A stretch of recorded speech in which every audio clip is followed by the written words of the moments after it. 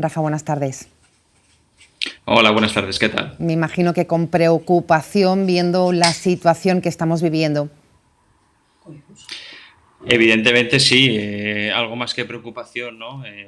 Porque realmente esto se está alargando más de lo que en un principio nadie creo que podía pensar. Empezamos con 15 días, un mes, vamos para mes y medio y yo creo que como mínimo nos vamos a ir a 2 meses de confinamiento y eso cuando supone una parálisis casi total en muchos sectores de actividad, pues lógicamente empieza a entrar cierto pánico por la desinformación que hay, porque todavía no tenemos los planes de salida, ni cómo van a ser, ni qué medidas van a seguir vigentes una vez se levanta el decreto de alarma, el estado de alarma y bueno, al final la inseguridad, la incertidumbre genera miedo, ¿no? Y eso es fatal para la economía. Miedo, pánico, y es que el 70% del comercio está cerrado, según los cálculos que manejan. El 30%, pues han abierto, aunque con bajada de ingresos importantísima.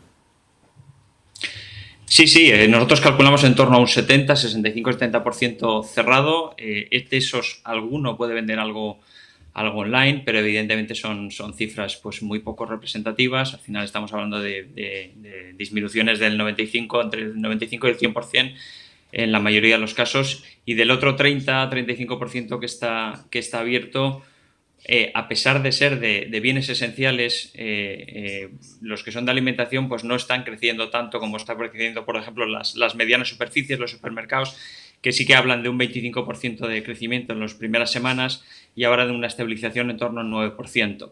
Eso no está ocurriendo igual en el pequeño comercio porque la afluencia de gente, lógicamente, está tendiendo a concentrarse en puntos más grandes en los que uno puede surtirse de todo tipo de productos de una sola vez, ¿no? Por lo cual el daño es mayor y teniendo en cuenta que las plantillas son pequeñas.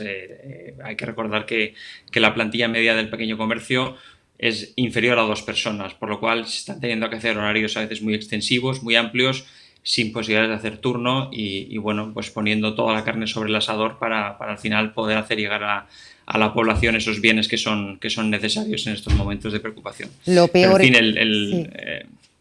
Sí, disculpa. Decía Rafa Torres que decía que lo peor está por llegar porque la mayoría de comercios puedan que abran, levanten esa persiana, pero no sabrán si podrán resistir la situación.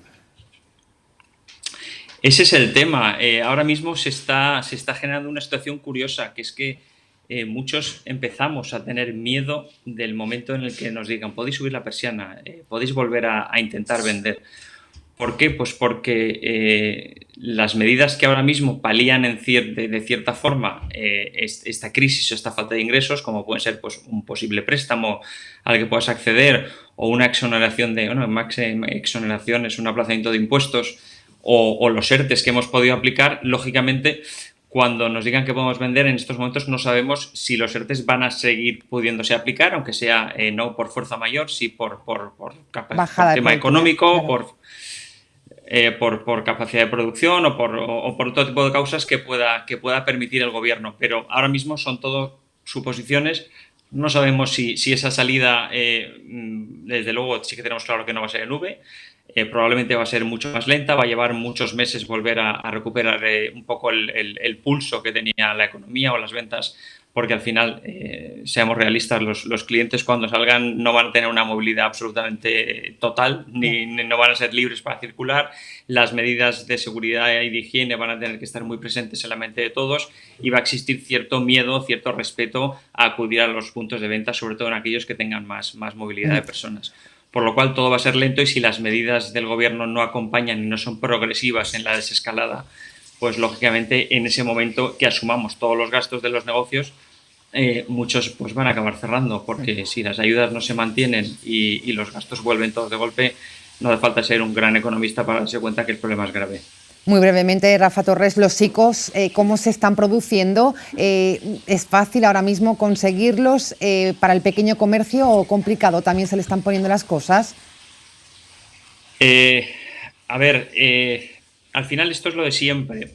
Está siendo fácil para el que tiene una solvencia financiera adecuada, para los bancos, porque al final los bancos no son organizaciones de caridad y están seleccionando a los clientes más solventes. Lógicamente estas primeras líneas ya veremos qué ocurre con los siguientes pues 20.000 millones que saquen, pero ahora mismo muchos se están quedando fuera y se están quedando fuera los más débiles, los que tienen más problemas para llegar a final de mes y que son precisamente los que más necesitarían esa financiación.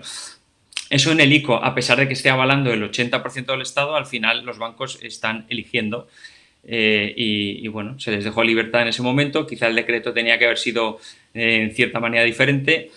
Y lo mismo está ocurriendo en el caso del comercio de la Comunidad Valenciana con el Instituto Valenciano de Finanzas. A la hora de acudir a conseguir un aval, que en este caso sí que es del 100% de la SGR, de la Sociedad de Garantía Recíproca, pues lamentablemente están siendo muchas operaciones rechazadas y además lo están reconociendo ellos porque ciertos ratings que no les gustan o que no son muy altos, lógicamente están desechándolos y los más débiles, que es lo que más duele. Es decir, que al final esto nadie se va a quedar atrás, hay que rescatar a todo el mundo, hay que ayudar a las personas, pero precisamente los más débiles son quienes más están sufriendo esta circunstancia y quienes menos capacidad o menos posibilidad de acceder a las ayudas están teniendo.